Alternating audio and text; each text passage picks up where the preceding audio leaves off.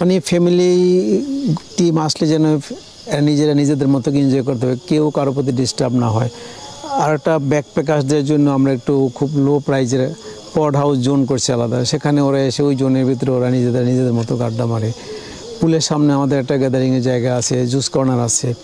মানে এই যে ছোটো ছোটো জায়গাগুলোকে মানে একটা এনজয়েবল করার জন্য আমাদের চেষ্টা করতেছি এবং প্রকৃতির সাথে মিলেমিশে থাকা। এই যে মিনি একটা টি গার্ডেন করে রাখছি, যে একটা চা গার্ডেনের একটা ফ্লেভার পাবে, যদি ছবি তুলতে চাই সেটা পারবে। ওই পাশে আমার একটা পাইনঅ্যাপল গার্ডেন আছে, ওখানে একটা আলাদা ওপেন একটা চত্বর আছে যেখানে বিকালবেলা বসা, চা কফি খাওয়া এরকম। আর পুরো চারিদিকে কিন্তু একটা ওয়াকওয়ে করা আছে, কেউ চাইলে ভোরবেলা উঠে যাদের একটু ওয়াকিং করার একটু প্র্যাকটিস তারা সেটা করতে পারবে। মানে চারদিক ঘোরান দিলে যারা বেশিরভাগ ডায়াবেটিসের রোগী যারা তাদের জন্য অনেকটা বেশি মানে হেল্পফুল, যে আমার পুরো চারিদিক ছোটো চারিটা দিকে আমার কিন্তু ওয়াকওয়ে করা আছে। মানে এই ব্যবস্থাটুকু আমরা রেখেছি যাতে সে এটা ভিতরে একটা সময় নিজের মতো করে কাটাতে পারে এবং নিজে প্রকৃতির সাথে তার সম্পৃক্ততা তৈরি করতে পারে। এটা হচ্ছে যে যেহেতু আমরা একটা ইকো শব্দটা রেখেছি মানে পরিবেশ বান্ধব জিনিসপত্র ব্যবহারের, সেক্ষেত্রে আমি বাঁশের ব্যবহারটা, যেহেতু আমি বাঁশ নিয়ে বেশি কাজ করি, বাঁশের ব্যবহারটা বেশি রাখছি। কিছু কিছু জায়গায় আমি আবারও কিছু মডিফাই করছি, যে ওই যে নতুন কটেজগুলো একটু ডেকোরেশন করলাম, সেগুলো আবার একটু ইট সিমেন্টের ফাংশনটা রাখছি। কারণ হ্যাঁ কি এখানে উই পোকার প্রচুর উপদ্রব, তো নেচারের সাথে মানে সম্পৃক্ততা রেখেই আমার কাজ করতে হচ্ছে। কারণ এখানে প্রচুর বৃষ্টি হয়, তো বর্ষার সময়টা এত বৃষ্টি হয় যে এই একবারে বেশি ন্যাচারাল জিনিসগুলোকে মেনটেন করা খুব একটু কষ্ট হয়ে যায়।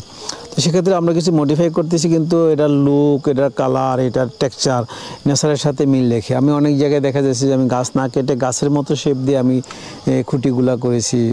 অনেক আমার স্থাপনার ভিতরে সেটা আছে, যে কালারটা এরকম করার কাছে মানে একটা ব্যালেন্স করা, হঠাৎ করে যে কন্ট্রাস্ট করি নাই। যে বিল্ডিং ডিজাইন প্ল্যানিং এটা আমি করি।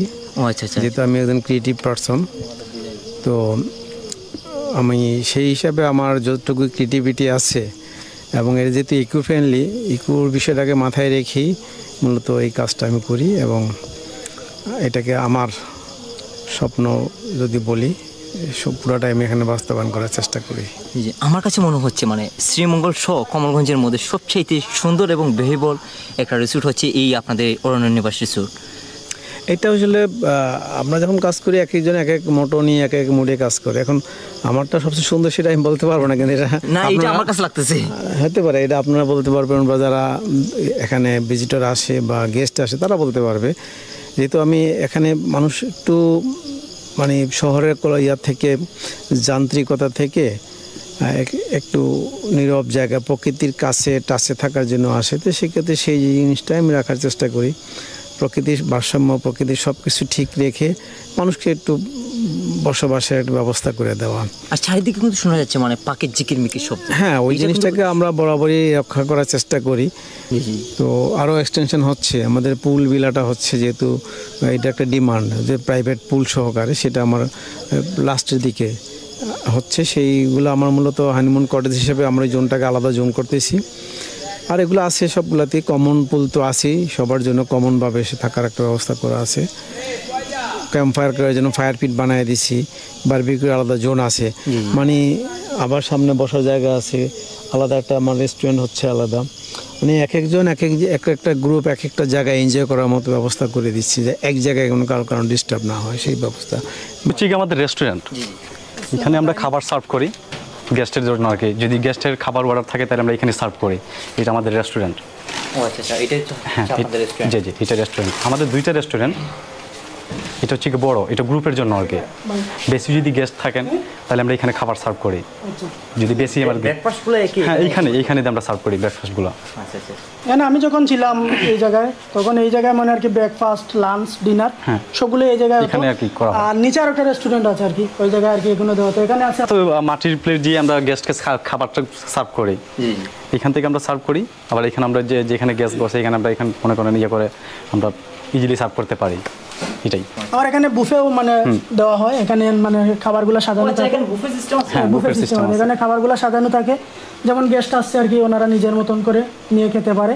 আবার আমরাও সার্ভ করতাম আর কি, আমি যখন ছিলাম তখন আমরাও সার্ভ করতাম করে খাওয়াতাম আর কি। এই যে এখানে আমাদের কিছু স্পেস আছে দেখার মতো। লাগানো আছে। এখানে হচ্ছে গিয়ে লুডো ঘর যেটাকে আমরা বলে থাকি, এখানে কিছু খেলার জায়গায় আমরা যে লুডো খেলার ব্যবস্থা, এখানে ছোট বাচ্চারা বা বড়রাও এখানে খেলতে পারেন লুডো। এখানে ছিল আমাদের টি হাউস, হ্যাঁ, এখানে বসে আড্ডা দিতে পারতো গেস্ট, আড্ডা দেওয়ার জন্য এটা বানানো হয়েছিল।